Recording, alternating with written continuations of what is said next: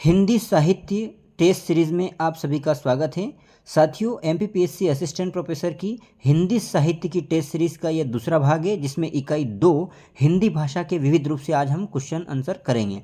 साथियों, आपको बता दूं कि यहाँ पर जो है आपके 150 क्वेश्चन पूछे जाएंगे हिंदी साहित्य से, जिसमें से हर यूनिट से 15-15 क्वेश्चन पूछे जाएंगे, क्योंकि आपके यहाँ पर 10 यूनिट लगी हुई है। पहली यूनिट के मैं करवा चुका हूँ और ये दूसरी यूनिट है। आप एक बार देख लें दूसरी यूनिट में कौन कौन से टॉपिक लगे हुए हैं। जैसे कि हिंदी भाषा के विविध रूप इसका नाम है और इसमें टॉपिक लगा हुआ है हिंदी का मानकीकरण, मानक हिंदी के विविध रूप, मानक हिंदी की प्रमुख शैलियाँ। इसी प्रकार से अगला है बिंदु हिंदी भाषा के विविध रूप, संपर्क भाषा, माध्यम भाषा। अगला है राजभाषा और राष्ट्रभाषा। और अगला बिंदु है हिंदी की संवैधानिक स्थिति एवं हिंदी का वर्तमान परिदृश्य। और अगला है कंप्यूटर में हिंदी का अनुप्रयोग। तो साथियों, इकाई 2 में जो है आपसे इससे संबंधित क्वेश्चन पूछे जाएंगे। ठीक है, तो अब स्टार्ट करते हैं टेस्ट सीरीज। और आपसे निवेदन है कि अगर अभी तक आपने हमारा यूट्यूब चैनल सब्सक्राइब नहीं किया हो तो जरूर करें और अपने मित्रों तक भी जरूर पहुंचाएं। ठीक है साथियों, तो करते हैं स्टार्ट। पहला क्वेश्चन है आपके लिए कि संघ की राजभाषा हिंदी और लिपि देवनागरी होगी, यह संविधान के किस अनुच्छेद में है। तो साथियों, यहाँ पर 4 ऑप्शन हैं, लेकिन ज़्यादा समय लगेगा, इसलिए 4 ऑप्शन के बारे में चर्चा न करते हुए आपको सिंपल सा आप एक बार देख लें कि आपके अनुसार कौन सा होगा। और मैं डायरेक्ट आंसर लगा रहा हूँ कि संघ की राजभाषा हिंदी और लिपि देवनागरी होगी, यह संविधान के किस अनुच्छेद में है। तो ये है साथियों अनुच्छेद 343। ठीक है, तो यहाँ अगर आपका 343 है तो बिल्कुल सही है साथियों। अगले क्वेश्चन की ओर बढ़ते हैं और आपसे निवेदन है कि आप क्या करें कि इसको पहले से अपने मन में सोच लें कि हाँ आप आंसर क्या देना चाहते हैं। ठीक है, फिर मैं जब लगाऊँ तो अगर आप कंफर्म कर ले हाँ यही है, और लास्ट में आप कमेंट करके जरूर बताएं आपके 15 में से कितने सही है।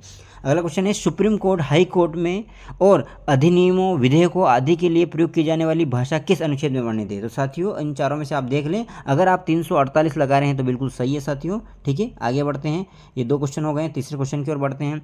तीसरा क्वेश्चन है कार्यालयी हिंदी की भाषा कैसी होनी चाहिए। साथियों, आपको बताना है कि जो कार्यालयी हिंदी होती है उसकी भाषा कैसी होनी चाहिए।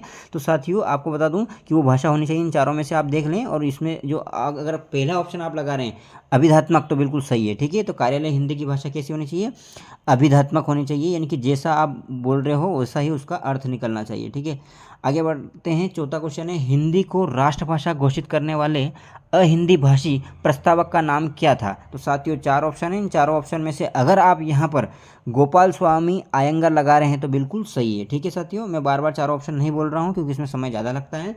ठीक है दोस्तों, अगला क्वेश्चन है भारत के संविधान में हिंदी को राजभाषा की मान्यता कब प्रदान की गई है। तो आपको बताना है कि भारत के संविधान में हिंदी को राजभाषा की मान्यता कब प्रदान की गई है। और अगर आप इनमें से 14 सितंबर 1949 लगा रहे हैं तो बिल्कुल सही है। ठीक है साथियों, आगे बढ़ते हैं। अगला क्वेश्चन है वर्तमान में संविधान की 8वीं अनुसूची में कितनी भाषाएं सम्मिलित है। तो साथियों, अगर इन चारों ऑप्शन में से आप अगर यहाँ पर 22 लगा रहे हैं तो बिल्कुल सही है। ठीक है, तो वर्तमान में संविधान की 8वीं अनुसूची में 22 भाषाएं सम्मिलित है। प्रारंभ में कितनी थी, प्रारंभ में 14 ही थी। ठीक है, आगे बढ़ते हैं। अगला क्वेश्चन है भाषा का पहला रूप लिखकर, दूसरा बोलकर, तो तीसरा रूप कौन सा होगा। देखो, भाषा का पहला रूप तो एक तो लिखते हैं अपन जैसे लिखित भाषा, दूसरा बोलकर है ना जैसे मौखिक भाषा, तो तीसरा कौन सा होगा, तीसरा रूप जो है वो सांकेतिक भाषा। ठीक है, संकेत के माध्यम से जो होती है वो सांकेतिक भाषा। ठीक है, तो ये हो गया मौखिक, लिखित और सांकेतिक भाषा।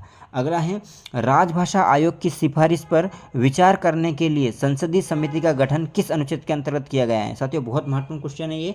और साथियों, आपको बता दूं जितने भी क्वेश्चन मैं पूछ रहा हूँ कहीं ना कहीं एग्जाम में पूछे गए हैं। ठीक है, वो चाहे नेट हो, सेट हो, असिस्टेंट प्रोफेसर की एग्जाम हो, इससे संबंधित है। ठीक है, तो राजभाषा आयोग की सिफारिश पर विचार करने के लिए संसदीय समिति का गठन अनुच्छेद के किस अनुच्छेद के अंतर्गत किया गया है। तो साथियों, आपको पता है यहाँ पर जो है अगर आप 344 लगा रहे हैं तो बिल्कुल सही है। ठीक है साथियों, आगे बढ़ते हैं। अगला क्वेश्चन है किस विद्वान ने सर्वप्रथम आर्य भाषाओं के अध्ययन की ओर भाषा वैज्ञानिकों का ध्यान आकृष्ट किया। तो साथियों, अगर यहाँ पर आपका अगर आंसर यहाँ पर चौथा यानी कि हार्नले हैं तो बिल्कुल सही है साथियों, क्योंकि इस विद्वान ने ही सर्वप्रथम आर्य भाषाओं के अध्ययन की ओर भाषा वैज्ञानिकों का ध्यान आकृष्ट किया था। ठीक है, आगे बढ़ते हैं। निम्नलिखित में से कौन सी भाषा संविधान की 8वीं अनुसूची में है। साथियों, अगर आपको पता है कि 8वीं अनुसूची में अगर 22 भाषा हैं तो उसमें से कौन सी भाषा है और कौन सी नहीं है, तो आप आसानी से कर पाएंगे। अगर 22 भाषा कौन सी है तो कौन सी नहीं है, तो यहाँ क्वेश्चन है कौन सी है। तो साथियों, इन चारों में से अगर आप नेपाली अगर आपने पढ़ा हो तो नेपाली जो है ये 8वीं अनुसूची में है। ठीक है, तो कौन सी भाषा संविधान की 8वीं अनुसूची में है, तो वो है नेपाली। ठीक है, आगे बढ़ते हैं। जो भाषा 2 या 2 से अधिक भाषा भाषियों के बीच संपर्क का काम करती है वो क्या होती है, नाम से स्पष्ट है, संपर्क भाषा। ठीक है, अगर आप लगाते हैं संपर्क भाषा तो बिल्कुल सही है। आगे बढ़ते हैं साथियों। अगला क्वेश्चन है 12वां क्वेश्चन है राजकीय कामकाज की भाषा क्या कहलाती है? तो राजकीय कामकाज की भाषा आपको बताइए क्या कहलाती है? राजभाषा कहलाती है। ठीक है साथियों, अगर आप राजभाषा लगाते हैं तो बिल्कुल सही है। अगला क्वेश्चन है हिंदी और उर्दू के बीच की सरल भाषा कहलाती है। तो साथियों आपको पता होगा हिंदी और उर्दू के बीच की सरल भाषा कहलाती है आपकी हिंदुस्तानी। ठीक है, आगे बढ़ते हैं। 14वां क्वेश्चन है संविधान के किस अनुच्छेद में वर्णित है कि संघ का यह कर्तव्य होगा कि वह हिंदी भाषा का प्रचार करे? तो साथियों ये आप देखेंगे 351 में है। ठीक है, और लास्ट क्वेश्चन है 15वां, हिंदी का पाणिनि किसको कहा जाता है? साथियों हिंदी का पाणिनि यहाँ पर कामता प्रसाद गुरु को कहा जाता है। ठीक है साथियों, इस प्रकार से साथियों यहाँ पर आपके 15 क्वेश्चन हो जाते हैं। ठीक है, अब अगली यूनिट जो तीसरी यूनिट से फिर क्वेश्चन लेकर आपके सामने हाजिर होंगे। ठीक है, तब तक के लिए आप सभी को पुनः बहुत बहुत धन्यवाद। ठीक है, जय हिंद, जय भारत।